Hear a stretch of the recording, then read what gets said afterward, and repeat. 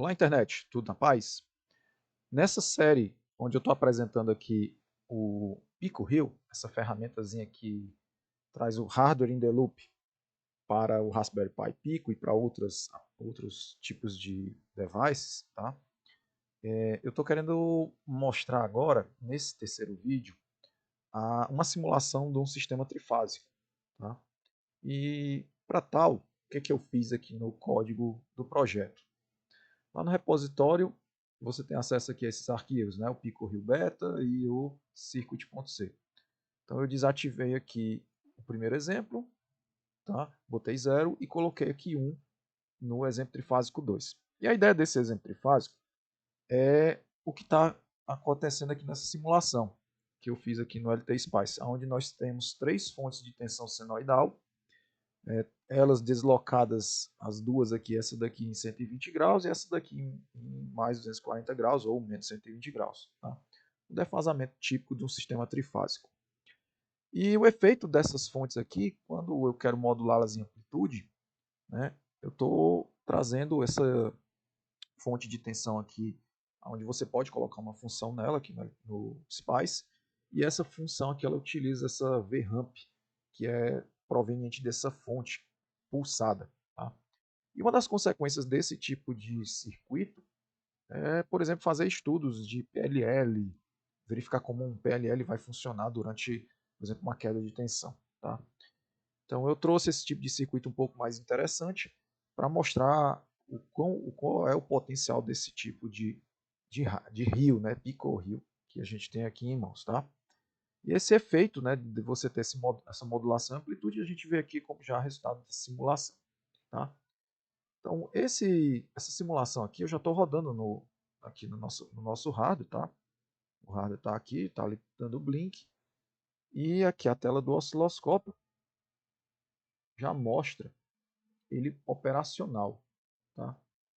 Então, só para efeito de visualização, onde a gente pode ver que essa questão da amplitude está sendo modificada, eu vou alterar aqui no gerador de função para a amplitude ser 1 volt. Você vê que já reduziu aqui. Ó. Vou mudar aqui a frequência. Eu vou colocar aqui 20 Hz. Então você vê que há modificação tanto na amplitude quanto no período onde ocorre essa redução dessa modificação da amplitude. Tá? Então eu vou voltar aqui para 10 Hz. E para amplitude aqui de 2 volts, que facilita exibir alguns detalhes aqui do que nos interessa. Tá? Então vamos olhar aqui o código dessa simulação para a gente entender como funciona isso aqui. Tá? Então quando eu habilito aqui o exemplo trifásico 2, aqui são os protótipos de todas as funções. Tá? Então esse exemplo aqui ele vai pegar a função principal da declaração do circuito, que é essa setup circuit, e ele vai habilitar essa chamada dessa função da concepção do circuito que nós temos interesse. A outra função de interesse é a output circuit, onde nós queremos que seja chamada a forma de saída dessa simulação. Então aqui ele está fazendo a chamada para essa função, né, essa output triphase RL. E outra função interessante que é chamada também é essa update source, aonde vai ocorrer a modificação das fontes, das parâmetros ao longo do tempo das fontes. Tá? Então, onde faz essa chamada dessa função update 3f source, que seria algo similar ao que é feito aqui, né? Onde eu tenho interesse em modificar a amplitude dessa senoide desse circuito. Bom, então aqui mais à frente no código, a gente vê vários exemplos, né? E aqui a gente chega no que é o de interesse, que é o setup triphase RL2. E nesse setup, alguns pontos são importantes, como vocês devem ter observado no código, né? Que é a chamada da concepção inicial do circuito, que é o número de nós, e o passo de cálculo que vai ser utilizado. Esse passo de cálculo aqui é importante porque ele tem que ser maior do que o tempo que o circuito ele toma para ser executado do ponto de vista matricial, a solução das equações diferenciais na forma de matriz. Tá?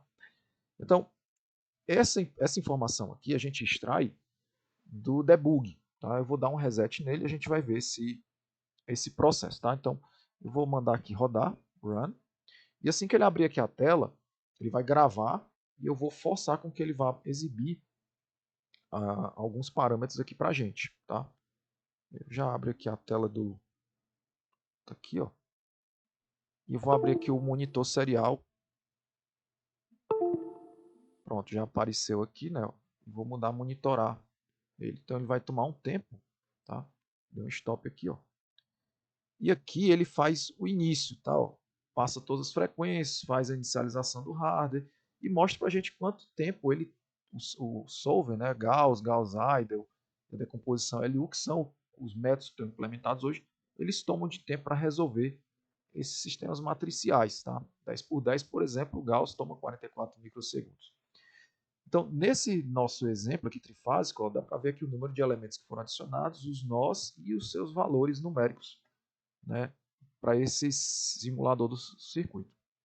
E para essa simulação, é exibido o tempo, né, e o tempo de passo que toma o solver para essa aplicação. E os valores aqui dos canais analógicos digitais. Então, isso aqui é uma forma de você debugar de forma rápida e fácil como o circuito está funcionando. Se esse circuito aqui não tivesse funcionado, né, ele exibiria aqui erro, tá? Pivô, erro de valor nulo e por aí vai. Tem vários erros que aparecem que podem acontecer. E aí você teria que resolver e consertar o circuito para fazê-lo rodar corretamente. Tá? Então aqui ó, ele gravou, né? Ó, aqui no gravou agora há pouco e já está rodando o nosso simuladorzinho aqui trifásico, né, com essa modulação e amplitude. Só para mostrar que eu posso alterar parâmetro aqui, ó, eu não quero que seja mais 60 Hz, eu quero emular 50 Hz. Né? Então, só mudei aqui a frequência, mando rodar, vamos ver ele fazendo isso aqui ao vivo, né? Ó. Ele vai fazer aqui a compilação, esperar um pouquinho, pronto, fez aqui, né? Linkou, e vai agora fazer a gravação.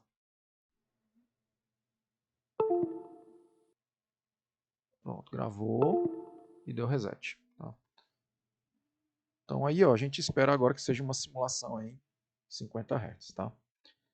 Então você vê que é um hardwarezinho compacto, barato, simples e muito poderoso.